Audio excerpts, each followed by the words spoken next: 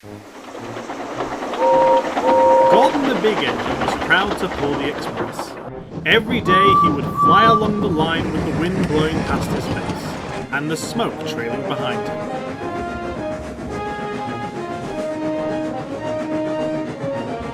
This was very special to him.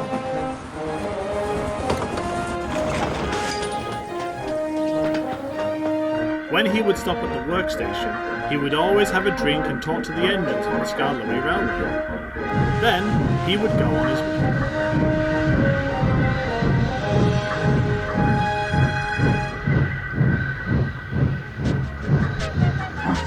One winter afternoon, he pulled into the station as usual. He had to sleep in the snow last night due to the turntable malfunction. And he was very cold. He felt something was wrong. One of his parts was close to frozen, and it made it hard to puff. Sir Handel saw something was wrong. "What's wrong, Gordon?" he said. "I don't know," said Gordon. "Well, why don't you ask your driver?" "Well, I will when I get to the borough, but I have to get the passengers to their destination first." The guard blew his whistle and waved his green flag. "Boop, boop," whistled Gordon. His driver unwound the brake and moved the regulator, but nothing happened. Then, snap! Gordon's wheels started spinning wildly. Sparks shot from the rails. The noise was awful. He inched forward. "Help!" he cried. His driver had been startled by the sudden jerk and fell out of the cab onto the platform. A quick fainting passenger ran to the cab and shut off steam. Then the fireman ran up and pulled the brake hard on. Gordon screeched to a stop. Luckily, no one was hurt, but the section of line under Gordon was badly damaged and had to be replaced. James took the coaches away while Duck shunted Gordon to the works. The workmen inspected him, and when they found out the problem, they were very surprised.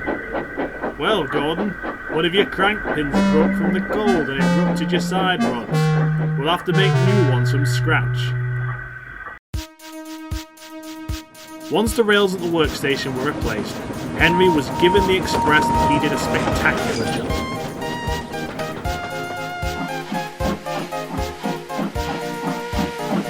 The passengers praised him for his hard work, and this made Henry very boastful.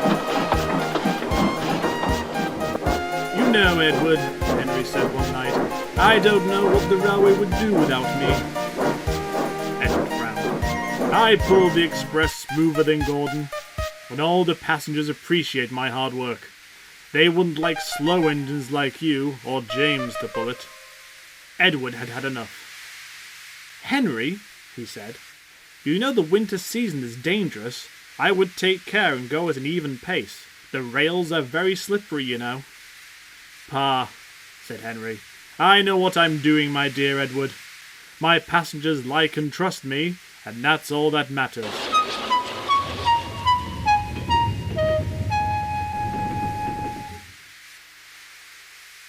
One November evening, Henry was taking the late-night express to Vickerstown.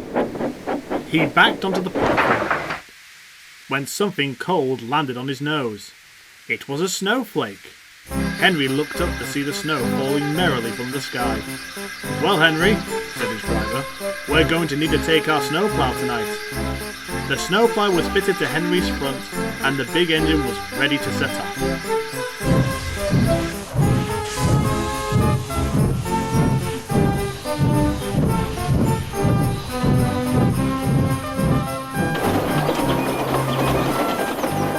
The snow wasn't bad, and when they passed Redwood Station, Henry was ready to charge the hill.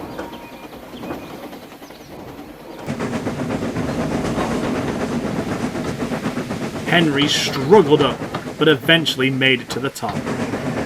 Usually, at the top of the hill during the winter, Gordon would slow down to make sure that the line was clear of snow.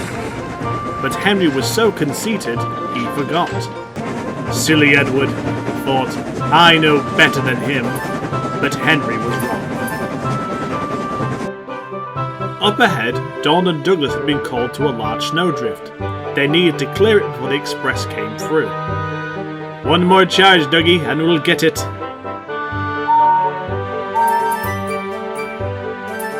Oh no, cried the workman. Stop the train! A workman with a red flag sprinted up the hill. He waved it frantically as Henry shot by.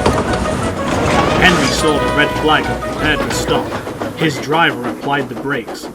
But Henry didn't slow down. He started to pick up speed. His driver, in a panic, slammed the brakes on hard. Henry's wheels stopped turning, and he skidded down the hill.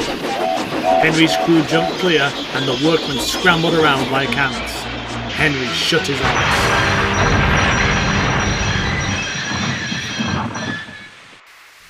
Henry woke up to see his coaches scattered around the tracks, and his tender face first in the snow. All the workmen were alright, and Doll and Douglas made it to safety. Many of the passengers had minor injuries, but some were fatal. Sir Topham Hatt arrived at the crash in Thomas. He inspected the damage and sighed. The safety record of this railway has met its limit. We need to fix it quickly, otherwise the railway will have to close down.